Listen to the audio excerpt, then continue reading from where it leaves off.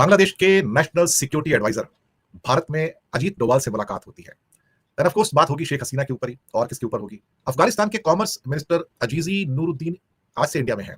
अफगानिस्तान के जो मंत्री हैं, मिनिस्टर्स हैं, उनके लगातार इंडिया के दौरे हो रहे हैं। अभी पहले foreign minister Muttaqi was here in India, वो भी करीब 7 दिन के लिए थे। चलिए, अच्छी बात है। पहली बार अफगानिस्तान को डीजल सप्लाई हुआ है ईरान से, वो भी ट्रेन में। जी हाँ, वो भी ट्रेन में, और काफी कई लाख लीटर जो है वो डीजल वहां पर आया, पहली बार वो आया है। यूनाइटेड नेशन सिक्योरिटी काउंसिल के अंदर अमेरिका ने गजा का प्लान पेश किया, गजा पीस प्लान के नाम से जानते हैं, और उसके ऊपर बहुत सारी कंट्रोवर्सी, क्योंकि वो हमास को बिल्कुल पूरा का पूरा खत्म कर देने की बात की जा रही है उसमें।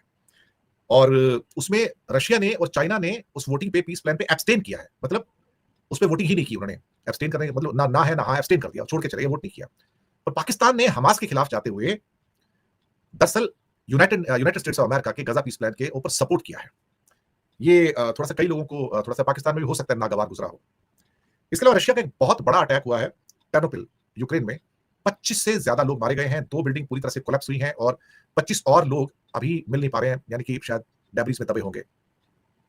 और साथ में सुंदर पिछाई, इसके ऊपर हम एक बात करने जा रहे हैं खासतौर से वर्ल्ड न्यूज के अंदर, जो 9:30 पे आएगा, क्योंकि उन्होंने एआई बबल के ऊपर बात की है, और ये बड़ा आज टॉक ऑफ द टाउन बन गया पूरी दुनिया में। सुंदर पिचाई की जो बबल ऑफ एआई जो है, और उनका कहना है कि अगर ये बबल बस्ट हो गया तो करोड़ों लोग बर्बाद हो जाएंगे, और करोड़ों नहीं, अरबों खरबों डॉलर पानी में चले जाएंगे। अब पता नहीं क्या होगा, ये तो कहना मुश्किल है, लेकिन वर्ल्ड न्यूज में पिचाई के जो स्टेटमेंट्स हैं उसके ऊपर हम बात करने जा रहे हैं। तो आप सबका बहुत बहुत स्वागत है इस प्रोग्राम के अंदर। नमस्कार, गुड इवनिंग, सत श्री अकाल और आदाब। पहले बात करते हैं हम बांग्लादेश के एनएसए जो भारत में आए हैं, और इनकी डोभाल साहब से मुलाकात हुई है। मैं 2-3 दिन से बोल रहा था कि बांग्लादेश के जो सुरक्षा सलाहकार हैं, नेशनल सिक्योरिटी एडवाइजर, वो इंडिया आ रहे हैं और अजीत डोभाल से बात करेंगे, और खासतौर से शेख हसीना को जो सजाए मौत मिली है उसके ऊपर, और जो बाईलैटरल मुद्दे हैं उसके ऊपर बातचीत होगी।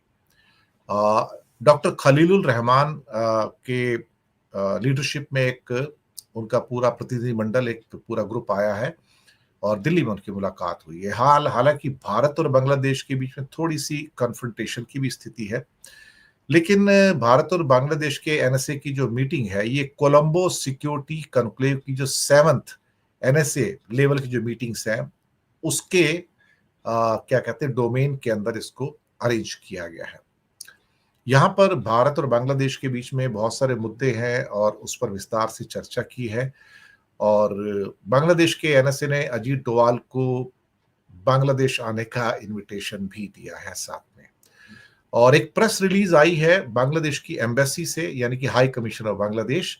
तो मैं बता देता हूँ, ये High Commission of the People's Republic of Bangladesh, New Delhi, ये कहते हैं, The Bangladesh delegation to the 7th NSA level meeting of the Colombo Security Conclave, led by National Security Advisor Dr. Khalilul Rahman, met with the National Security Advisor of India, Mr. Ajit Doval, and his team today in Delhi. They discussed work of CSC, it means Colombo Security Conclave, and key bilateral issues. Bilateral issues क्या थे बताए नहीं गए हैं. Mr. Rahman also invited Mr. Doval to visit Bangladesh at his convenience. आते हैं एक और खबर पे कि अफगानिस्तान के मिनिस्टर नूरुद्दीन अजीजी, जो कि कॉमर्स मिनिस्टर हैं, वो भारत आए हैं। अब अजीजी साहब जो हैं, मुत्तकी खान, आमिर खान मुत्तकी, जो कि फॉरेन मिनिस्टर थे, अभी थोड़े दिन पहले होके गए भारत में, 7 दिन तक थे। अब ये यहाँ पर आकर अपना ट्रेड जो है चबहार पोर्ट के थ्रू बढ़ाना चाहते हैं। अचानक से पिछले कुछ हफ्तों में देखा है कि पाकिस्तान और अफगानिस्तान के बीच में जो रिलेशनशिप है, थोड़े से दरअसल क्या कहते हैं कि थोड़े ठीक ठाक नहीं चल रहे हैं। अब सवाल ये पैदा होता है कि क्या किया जाए। ईरान के साथ अफगानिस्तान के रिलेशन बेहतर हो रहे हैं, उनका ट्रेड बढ़ गया है। इसके साथ पाकिस्तान के साथ थोड़ा ट्रेड कम हुआ है। इंडिया के साथ ट्रेड को बढ़ाने की बातें की जा रही हैं। जो कम्युनिकेशन है सरकार का, वो हमें ये बता रहा है कि अफगानिस्तान के जो रिश्ते हैं भारत के साथ बदल रहे हैं, वो अपने जो ट्रेड रिलेशंस है उसको बेहतर कर रहे हैं। 19 नवंबर से भारत के दौरे पर है वो। एयर कार्गो हो, चबहार पोर्ट हो, और या कुछ और हो, उसको लेकर यहाँ पर अब तालिबान गवर्नमेंट काफी ओपन नजर आ रही है और के बड़े एक सधे हुए एक स्टेटमेंट आ रहे हैं। अभी अफगानिस्तान चाहता है कि इंडिया उसको रिकॉग्नाइज करे। एम्बेसडर्स तो अब शुरू हो गए हैं वहां पर, इंडियन एम्बेसी खोल दी है, इंडिया के एम्बेसडर वहां पर है। पाकिस्तान अपना अफगानिस्तान के एम्बेसडर दिल्ली में भी हैं और उसके जो कॉन्सुलेट है बॉम्बे में भी खुला हुआ है। और हालांकि अफगानिस्तान और पाकिस्तान के बीच में एक तुर्कम बॉर्डर था जो वहां पर अब थोड़ा ट्रेड वहां पर बंद हो गया है। तो काबुल अब चाहता है कि ट्रेड को चबहार रूट के द्वारा इंडिया के साथ किया जाए। तो अब 5 दिन का दौरा है अजीजी नूरुद्दीन का, कॉमर्स मिनिस्टर का। मकसद इंडिया के साथ ट्रेड को मजबूत करना है। इस बीच में अफगान एयरलाइंस ने दिल्ली का किराया भी कम कर दिया, एरियान एयरलाइंस जो है, ताकि जो ट्रेडर्स हैं उनको इंडिया तक सामान भेजने में आसानी हो सके। और साथ में अफगानिस्तान और ईरान के ट्रेड में हाल के महीनों में बढ़ोतरी देखी गई है। एक रिपोर्ट मैंने आपके सामने पेश की थी और वो ये थी कि पहली बार अफगानिस्तान को डीजल सप्लाई हुआ है ईरान से, वो भी ट्रेन में। जी हाँ, वो भी ट्रेन में। और काफी कई लाख लीटर जो है वो डीजल वहां पर आया, पहली बार वो आया है। मैंने कहा ना कि अफगानिस्तान और पाकिस्तान के रिश्ते भी अच्छे थे, वो भी ठीक ठाक थे, लेकिन वहां भी अब थोड़ी सी तलखी नजर आ रही है। तो ये तलखियां आती रहेंगी, जाती रहेंगी। और भारत का जो सपोर्ट मिल रहा है इस टाइम अफगानिस्तान को, वो भी एक किस्म से एक डिप्लोमेटिकली देखा जाए तो उसको अलग चश्मे से देखा जा सकता है। बहुत सारी चीजें हैं उसके अंदर। अब इससे ज्यादा क्या कहूं। वो पाकिस्तान के साथ जो रिलेशन है उसको, पाकिस्तान और अफगानिस्तान को आपस में बैठ के सेटल करना है, वो हमारा काम तो है नहीं। हमारा काम है जो चीजें आती हैं उसको आपके सामने प्रेजेंट करने की। जी हाँ, बड़ी सिंपल सी बात है। जो हो रहा है वो आपको बताना है, क्योंकि हम चीजों को इफेक्ट नहीं कर सकते। मतलब कोई ये कहे कि मेरे हाथ में कुछ है या मेरे चैनल के हाथ में या हमारे हाथ में कुछ है, हमारे हाथ में कुछ नहीं है। हमारा काम सिर्फ जो खबरें आती हैं उसको आप तक पहुंचा देना है।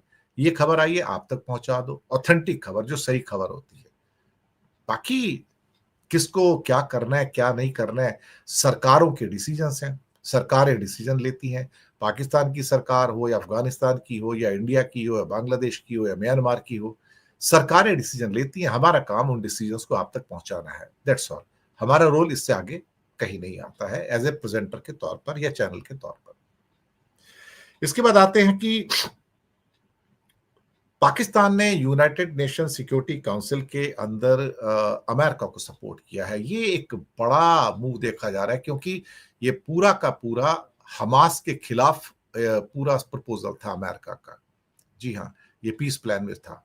और अल्टीमेटली बहुत सारे कंट्री इससे खुश नहीं थे, इवन चाइना इससे खुश नहीं था, रशिया इससे खुश नहीं था। लेकिन उन दोनों ने यूनाइटेड नेशन की सिक्योरिटी काउंसिल के अंदर वोट नहीं किया, ना अगेंस्ट किया ना फॉर किया, बल्कि एब्सटेन किया। वो बाहर चले गए छोड़ के, वोट नहीं देना उन्होंने मुनासिब समझा। यहां पर ये जो वोट था एक्चुअली हमास के खिलाफ होना चाहिए था, लेकिन पाकिस्तान ने हमास का ये खिलाफ वोट किया है, क्योंकि अमेरिका के साथ वोट करने का मतलब हमास के खिलाफ वोट करना था एक्चुअली। लेकिन पाकिस्तान ने आखिरकार हमास के खिलाफ वोट क्यों किया, ये पाकिस्तान की और अमेरिका की जो इस समय जो रिलेशनशिप की इक्वेशंस हैं, ये उसके कॉन्टेक्स्ट में अगर आप देखेंगे तो आप पाएंगे कि पाकिस्तान अगर ना भी चाहे तो भी उसे अमेरिकन प्रपोजल को सपोर्ट करना पड़ेगा यूनाइटेड नेशन सिक्योरिटी काउंसिल के अंदर। और पाकिस्तान यूएनएससी के अंदर अभी मेंबर है, जो कि खासतौर से 2 साल के लिए इलेक्ट होते हैं, तो एक टेम्पररी मेंबर के तौर पर 2 साल के लिए वहां पर है। तो इस पूरे के पूरे जो प्रपोजल के अंदर एक मेन मुद्दा है कि हमास से सारे के सारे हथियार वापस ले लेने हैं, उनके पास हथियार नहीं होने चाहिए। हमास ने हथियार डालने से इनकार किया है और हमास ने यूनाइटेड नेशन सिक्योरिटी काउंसिल के इस प्रपोजल का विरोध किया है। हमास का कहना है कि अमेरिका बैकडोर से गाजा पे कंट्रोल करना चाहता है और हम इसे होने नहीं देंगे, लेकिन पाकिस्तान ने गजा के ऊपर अमेरिकन कंट्रोल का सपोर्ट किया है। और जो खास तौर से डी वेपनाइज करना है हमास को, ये उसको भी एक सपोर्ट है। और इसको लेके पाकिस्तान के अंदर भी राय बटी हुई है कि आप इस मुद्दे के ऊपर आप हमास के साथ कैसे नहीं हैं, आप ट्रंप के साथ कैसे हैं। तो अगर पाकिस्तान इसको अपोज कर देता है या एब्सटेन करता है तो हो सकता है डोनाल्ड ट्रंप भी थोड़ा सा उस पर खुश नहीं होते थे और गुस्सा हो सकते थे। तो इंटरनेशनल डिप्लोमेसी के अंदर बहुत बार ऐसी सिचुएशन आती है जब आपके लिए वो अनप्लेजेंट सिचुएशन हो जाती है। एक आखिरी खबर है, रशिया ने यूक्रेन पे अटैक किया है, बहुत बड़ा अटैक किया सियास पर, और ये अटैक किया है टेर्नोपिल के ऊपर। 25 से ज्यादा लोग मारे गए हैं, 73 इंजर्ड हैं और 25 लोग जो हैं मिसिंग हैं।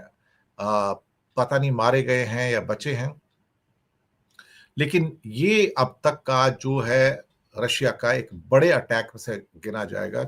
उसका एक बहुत बड़ा कारण है कि क्राइमिया के ऊपर जो एक बड़ा और साउथ यूक्रेन से जो कुछ हिस्से हैं रशिया के, वहां पर जो अटैक हुआ है यूक्रेन का, जहां पर इनके एनर्जी के जो इंफ्रास्ट्रक्चर है उस पर रशिया पे अटैक हुआ है, उसका बदला निकालने के लिए एक्चुअली ये अटैक रशिया ने किया है। उसमें बहुत सारे लोग मारे गए हैं।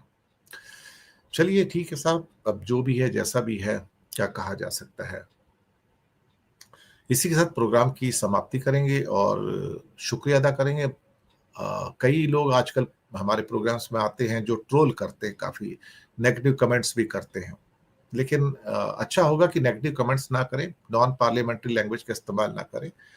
अगर आपको क्रिटिसिज्म करना है तो पॉजिटिवली भी क्रिटिसिज्म किया जा सकता है। हो सकता है हमारे कुछ व्यू पॉइंट से आप एग्री ना करें, लेकिन मुसीबत ये होता है कि लोग चैनल्स को समझ लेते हैं कि वो सरकार है। चैनल सरकार नहीं होते भाई, चैनल से काम सिर्फ चीजों को प्रेजेंट करना है। हम कोई सरकार की जगह पर थोड़ी बैठे हैं कि आप क्या करना है क्या नहीं करना है। खासतौर से शेख हसीना के मुद्दे को लेकर काफी गुस्सा है बांग्लादेश के अंदर कि इंडिया वापस क्यों नहीं कर रहा है। भाई ये क्वेश्चन आपको इंडिया गवर्नमेंट से पता करना पड़ेगा, मोदी जी से पता करना पड़ेगा, हमसे नहीं। हमारा काम